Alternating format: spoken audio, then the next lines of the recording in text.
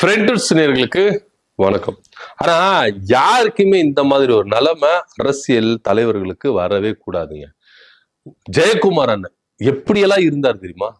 அவரு முடிசூடா மன்னனா இருந்தார். ராயபுரம் தொகுதியில இன்னைக்கும் அண்ணன் ஜெயக்குமார் அடித்துக் கொள்வதற்கு ஆளே கிடையாது அப்படின்னு எடுத்தோம். அதிமுக அப்படின்னா வட சென்னையில பேர் போனவர் அண்ணன் ஜெயக்குமார் அவர்கள். அதுல எந்த மாற்று கருத்துல. ஆனா இன்னைக்கு அவருக்கு இந்த மாதிரி ஒரு நிலைமை வந்துருச்சு. இதுக்கு முழுக்க முழுக்க காரணம் யாருன்னு நினைக்கிறீங்க? ஜெயலலிதாவுடைய இறப்புக்கு பிறகு பதவியில இருக்கிற இந்த அதிமுக உடைய பொதுச் செயலாளரும் அதிமுக காரங்க தான்ப்பா அப்படின்னு அவருடைய ஆதரவாளர்கள் எல்லாருமே என்ன பண்றாங்க, பொங்கி தள்ளுறாங்க. வேணாம், வேதனையில இருக்கோம் நாங்க அப்படின்ற மாதிரி சொல்றாங்க.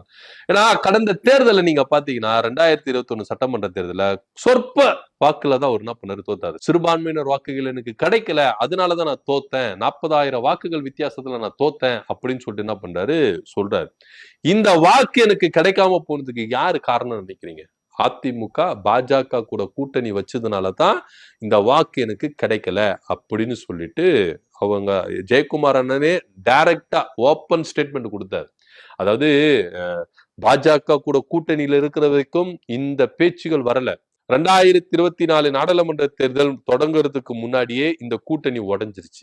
அதிமுக பாஜக கூட்டணி உடைஞ்ச உடனே ஃபர்ஸ்ட் ஆளா அண்ணன் ஜெயக்குமார் அவர்கள் சொன்ன ஸ்டேட்மெண்ட், இந்த பாஜகவால தான் நான் தோத்தேன். ராயபுரம் தொகுதியில நான் முடிசூடா மன்னனா இருந்தேன். நான் தோத்ததுக்கு காரணமே இந்த பாஜக தான் அப்படின்னு சொன்ன ஸ்டேட்மெண்ட் இன்னமும் இருக்கு. எல்லாரும் போய் பார்த்துக்கலாம். அப்படியே இருந்த ஜெயக்குமாரன் தொடர்ந்து பாஜகவை விமர்சிச்சு என்ன பண்ணாரு, வந்துட்டு இருந்தார். திடீர்னு பாத்தீங்கன்னா யாருக்குமே தெரியாது, எந்த ஒரு அனௌன்ஸ்மெண்ட்டும் கிடையாது. திடீர்னு அதிமுக பாஜகவோட கூட்டணியில இணையுது அப்படின்னு சொல்லிட்டு ஒரு ஸ்டேட்மெண்ட் வருது. எடப்பாடி பழனிசாமி அதை உறுதிப்படுத்துறாரு. ஜெயக்குமாரனுக்கு தூக்கி வாரி போட்டுச்சு. என்னையா சைலண்டா யாருக்கிட்டையும் ஒரு வார்த்தை சொல்லாம என்ன பண்றீங்க, இது மாதிரி கூட்டணி வைக்கிறீங்களே அப்படின்னு சொல்லிட்டு அதிமுக அலுவலகத்தை பார்க்க தானே போறேன்னாரு. அதுக்குள்ள இந்த மாதிரி ஒரு சம்பவத்தை செஞ்சிட்டீங்களே அப்படின்னு சொல்லிட்டு அண்ணன் ஜெயக்குமாரன் அவர்களுக்கு வருத்தம் தான். அதுல எந்த வித மாற்று கருத்துல அதிமுக பாஜக கூட இரவோடு இரவா கூட்டணி வச்சது பெரும் வருத்தத்துல அண்ணன் ஜெயக்குமாரன் அவர்கள் இன்னிய வரைக்கும் இருக்கிறார். அது கொஞ்ச நாளுக்கு பாத்தீங்கன்னா அதை காட்டினார். கட்சி நிகழ்ச்சியில கலந்துக்கல, தலைமை நிகழ்ச்சியில போய் கலந்துக்கல, நிறைய விஷயங்கள். அதாவது அமித்ஷா அவர்கள் அந்த கூட்டணி விவகாரம் பேசணும்னா அமித்ஷா அவர்களுக்கு விருந்தெல்லாம் வச்சாருல எடப்பாடி பழனிசாமி, அந்த விருந்துல எல்லாம் ஜெயக்குமார் அண்ணனுக்கு அழைப்பு விடுக்கப்பட்டது. ஆனா நான் வரல அப்படின்லாம் சொன்னாரு. அதெல்லாம் அவருக்கு இப்படியா இருக்கும்போது ஒரு வெறுப்பின் உச்சத்துல என்ன பண்ணாரு, இருந்தாரு. என்னப்பா திரும்பவும் பாஜக கூட்டணியா, திரும்பவும் நம்ம தோத்துருவோமா, இப்படி பல வகையில என்ன பண்ணாரு ஜெயக்குமார் அண்ணா அவர்கள் யோசிச்சதும் உண்டு. தன்னுடைய வேதனையை வெளிப்படுத்தியதும் உண்டு. அதனாலே சில காலமா பிரஸ்ஸுகளை சந்திக்காம இருந்தார். ஏன்னா இதே ஜெயக்குமார் அண்ணா அடிக்கடி பிரஸ்ஸுகளை சந்திப்பார். அவர் எப்படியெல்லாம் சந்திப்பாரு என்னலாம் அப்படின்றது நம்மளுக்கு தெரியும். ஆனா பாஜக கூட அதிமுக கூட்டணி சேர்ந்ததுல இருந்து கொஞ்சம் அவாய்ட் பண்ணிட்டே வந்தாரு. இப்ப திரும்ப லைம் லைட்டுக்கு வந்துட்டாருன்னு வச்சுக்கோங்களேன், அது வேற விஷயம். இப்படியா இருக்கும் பொழுது இப்போ ஒரு கூட்டத்துல பேசும் பொழுது ஜெயக்குமார் என்ன பண்ணிருக்காரு, கெஞ்சிருக்கிறார். உங்களுக்கு நான் என்ன பாவம் பண்ணேன்? என்ன பார்த்த நான் ரவுடி சம்பளனா, மாமூல் கேட்டனா, இல்ல சாராயம் காய்ச்சனா, நான் உங்களுக்கு என்னதான் பண்ணேன், ஏன் என்ன தோக்கடிச்சீங்க அப்படின்னு சொல்லிட்டு தன்னுடைய தொகுதி மக்கள் கிட்ட கெஞ்சி இருக்கிறார். இந்த மாதிரி யாருக்கும் நிலைமை வரக்கூடாது. என்னன்னா முடிசூடா இருந்தார் மன்னன், முடிசூடா இருந்த மன்னன் இன்னைக்கு ரோட்டுக்கு வந்து என்ன பண்றாரு, இப்படி கையேந்தி நிக்கிறாரு தன்னுடைய தொகுதி மக்கள் கிட்ட. ஏன்பா இது மாதிரி பண்ணீங்க அப்படின்னு. ஆனா மக்கள் என்ன சொல்றாங்கன்னா, அண்ணே நாங்க உங்களை கைவிடல, உங்க கட்சி தான் உங்களை கைவிட்டுருச்சு. நீங்க பாஜக கூட கூட்டணி வச்சிருந்தா நீங்க தான் எம்எல்ஏ ஆயிருப்பீங்க. கடந்த தேர்தலையும் இந்த தேர்தலையும் நீங்க எம்எல்ஏ ஆக்கலாம் தான் உங்களை நினைச்சிருந்தோம். ஆனா நீங்க திரும்ப பாஜக கூட்டணி வச்சிட்டீங்களா? இப்பவே நீங்க என்ன பண்றீங்க, பாஜக கூட கூட்டு சேர்ந்து எந்த அளவுக்கு சிறுபான்மையினருக்கு ஆப்பு வைக்கணுமோ ஆப்பு வைக்கிறீங்க. ஒருவேளை ஆட்சிக்கு வந்துட்டீங்கன்னு வச்சுக்கோங்களேன், நீங்க இன்னும் என்னென்ன செய்வீங்க அப்படின்னு அந்த தொகுதி மக்களும் திருப்பி கேள்வி கேட்கறாங்க. நீங்க ஜெயக்குமார் அண்ணன் தொகுதி மக்களை பார்த்து இந்த அளவுக்கு நீங்க என்ன பண்றீங்க, ஒரு சென்டிமெண்டலா பேசுறீங்கல்ல, அதே கேள்வி திருப்பி உங்களை பார்த்து கேட்கறாங்க. நீங்க என்ன பதில் சொல்ல போறீங்க ஜெயக்குமார் அண்ணன் அப்படின்னு எல்லாரும் கேட்பாங்கல்ல. இதுக்கு பதில் சொல்லுறாரா ஜெயக்குமார் அண்ணன் அப்படின்னா கிடையவே கிடையாது. நீங்க ஒரு விஷயத்த மட்டும் நல்லா உன்னிப்பா கவனிக்கணும். பாஜக எந்த அளவுக்கு சிறுபான்மையினரை நெருக்குறாங்க, ஒடுக்குறாங்க. நீங்க தேசிய லெவல்ல எடுத்துக்கங்க. வக்ஃப் வாரிய திருத்த சட்ட மசோதாவா இருக்கட்டும், ஆர்டிகல் 370 நீக்கிறதா இருக்கட்டும், அது மாத்திரமல்ல குடியுரிமை திருத்த சட்டம். இதுக்கு எல்லாத்துக்குமே பாஜகவோட சேர்ந்து அதிமுக அங்கீ ஆதரவு தெரிவிச்சாங்க. ஒருவேளை அதிமுக ஆதரவு தெரிவிச்சலன்னா மாநிலங்களவையில குடியுரிமை திருத்த சட்டத்துக்கு எதிரான வாக்குகள் வந்திருக்கு. வக்ஃப் வாரிய திருத்த சட்ட மசோதாவுக்கு வந்திருக்கும். அதே போல ஆர்டிகல் 370 இதுவும் வந்திருக்கு. அதிமுக கூட்டு சேர்ந்துகிட்டு தான் நல்லா இருக்கணும், தான் ஒருத்த நல்லா இருக்கணும், என் பதவி காப்பாற்றப்படணும் எப்படின்ற ஒரு சுயநலத்துக்காக நீங்க சிறுபான்மையினர் எக்கேடு கட்டு போனாலே எங்களுக்கு கவலை கிடையாது அப்படின்னு எல்லாத்தையும் ஆதரிச்சீங்கல்ல. ஆனா இன்னைக்கு நீங்க தொகுதி மக்கள் கிட்ட எந்த முகத்தோட வந்து நீங்க ஓட்டு கேட்கறீங்க? கேட்பாங்கல்ல சார், எல்லாரும் கேட்பாங்கண்ணே. ஏன்னா நீங்க ஒரு சென்டிமெண்டலா மக்களை சொன்னா, நானா ரவுடிசம் பண்ணனா, நானா மாமூல் வசூலிச்சனா, நானா கள்ளசாராயம் காசனா, என்ன ஏன் தோக்கடிச்சீங்க கேள்வி கேட்கறீங்களா? மக்களை கேள்வி கேட்கறாங்க.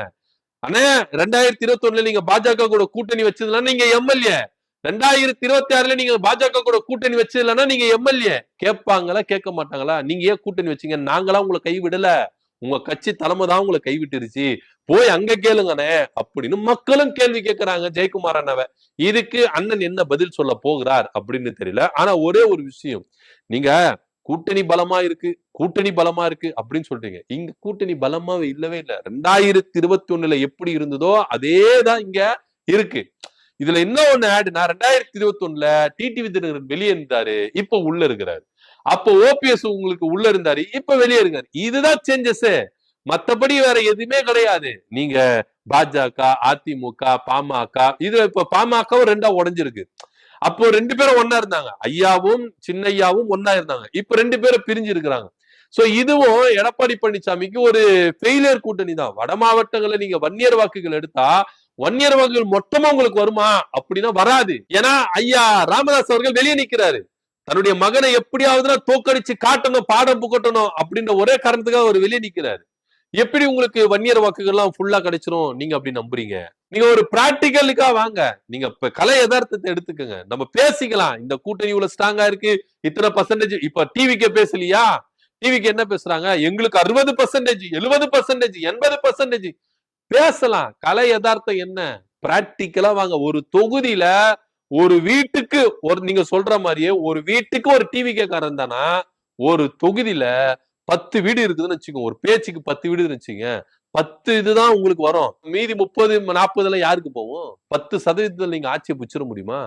ஒரு பிராக்டிக்கலுக்கா வாங்க, இஷ்டத்துக்கு பேசலாம். அதே போலதான் அதிமுகவும், எங்க கூட்டணி பலமான கூட்டணி, எங்களுக்கு 45% வந்துடும், 50% வந்துடும், 60% பேசலாம். கலை யதார்த்தம் என்ன? பாமக ஒற்றுமையா இருக்கா? தென் மாவட்டங்கள்ல முக்குலத்தர் வாக்குகள் பிரிஞ்சிருக்கு, வட மாவட்டங்கள்ல வன்னியர் வாக்குகள் பிரிஞ்சிருக்கு. அதே நீங்க மேற்கு மண்டலத்துல அங்கேயே வாக்குகள் பிரிஞ்சிருக்கு. ஏன்னா செந்தில் பாலாஜி, அமைச்சர் முத்துசாமி, அதே போல இந்த பக்கத்துல செங்கோட்டையன் உங்க கூடயே இல்லையே, டிவிக்கு பக்கம் போயிட்டாரு. ஈரோடுல அதிமுகவின் முகமா இருந்த செங்கோட்டையன் இன்னைக்கு உங்க கூட இல்லையே, அவரு அங்க இருக்காரு. எப்படி இது? ஆக மொத்த நீங்க எல்லாத்துலயும் நீங்க இப்ப வைத்தியலிங்கம், டெல்டா மாவட்டங்கள வைத்தியலிங்கம், அவர் என்ன பண்ணாரு? திமுக போட்டப்பட்டாரு. சோ அதிமுகவுக்கு வாக்கு வங்கி அப்படின்றது சரிஞ்சு போயிருச்சு. இதை யாரும் ஒத்துக்க மாட்டாங்க, கலை யதார்த்தத்துல யாரும் பேச மாட்டாங்க. ஆனா நாங்க கூட்டணி சேர்ந்துட்டோம், பாஜக கூட கூட்டணி சேர்ந்ததுல உங்களுக்கு ஒரே ஒரு கெயின் தான். என்ன அப்படின்னா, தேர்தல் ஆணையத்தை வைத்துக்கொண்டு தேர்தல் முறைகேடுல எப்படி நீங்க பீகார்ல செயல்பட்டீங்களோ, கர்நாடகால செயல்பட்டீங்களோ, எல்லாத்தையும் ராகுல் காந்தி தோல் உரிச்சு காமிச்சாரோ, ஒருவேளை அப்படி நீங்க முறைகேடுல ஈடுபடலாம். ஆனா அது தமிழ்நாட்டுல வேலைக்காகாது. நீங்க அங்க வட மாநிலங்கள்ல நீங்க என்ன பண்ணலாம், யூஸ் பண்ணிக்கலாம். இங்க தமிழ்நாட்டுல அதெல்லாம் வந்து செல்லுபடியாது. ஆனா இங்க இருக்கிறவங்க எல்லாமே கண்ணுல விளக்கெண்ணெயை ஊத்தி என்ன பண்ணுவாங்க, பாதுகாப்பாங்க. திமுக காரங்களா இருக்கட்டும், மத்த கட்சியினரா இருக்கட்டும், எல்லாருமே என்ன பண்ணுவாங்க, விளக்கெண்ணெயை ஊத்தி என்ன பண்ணுவாங்க. நீங்க சிசிடிவி கேமரா வைக்கிறீங்க பாருங்க, அது கூட தோத்துரும். அந்த மாதிரி என்ன பண்ணுவாங்க, நம்ம ஆளுங்க வந்து என்ன பண்ணுவாங்கன்னா, அவ்வளவு கண்காணிப்பாங்க வாக்குச்சாவடி பெட்டிய.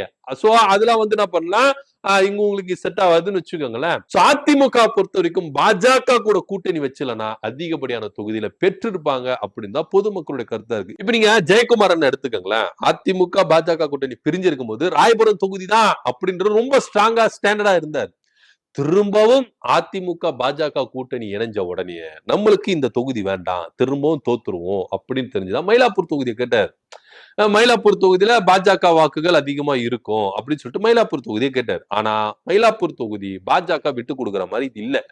யாருமே கிட்ட வந்துடாதீங்க மயிலாப்பூர் தொகுதிக்கெல்லாம், அதெல்லாம் எங்களுது, அதனால நீங்க வரவே வராதீங்க அப்படின்றதுல ஸ்ட்ராங்கா இருக்காங்க பாஜக. சோ பாஜக கூட முட்டி மோத முடியாது அதிமுக.